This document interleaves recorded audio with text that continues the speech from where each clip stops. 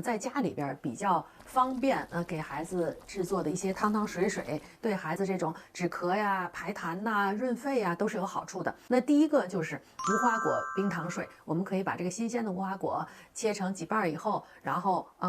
煮水，放入适量的冰糖给孩子喝。第二个呢，就是玉米须橘皮水。这个橘皮呀，可以用这个干的橘皮也可以用陈皮，然后也可以用新鲜的橘皮放在一起给孩子煮水喝。第三个呢，就是马蹄甘蔗水。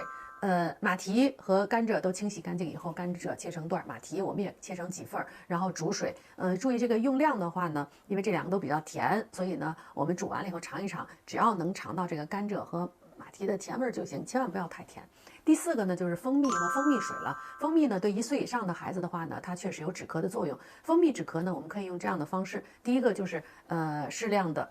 蜂蜜到温水里边，这种温的蜂蜜水有止咳作用。还有呢，可以直接给孩子用1小勺蜂蜜直接吃进去，让他呢在嘴里含一会儿，然后咽下去，这样也可以起到很好的止咳的作用。说完这些呢，我还想提醒各位家长，尽管这些汤汤水水呢对孩子这个止咳化痰都有一定的作用，可是千万要注意如果家里的小孩子出现这种咳痰、咳不出、气促、气喘这样的表现的话，我们还是一定要及时就诊。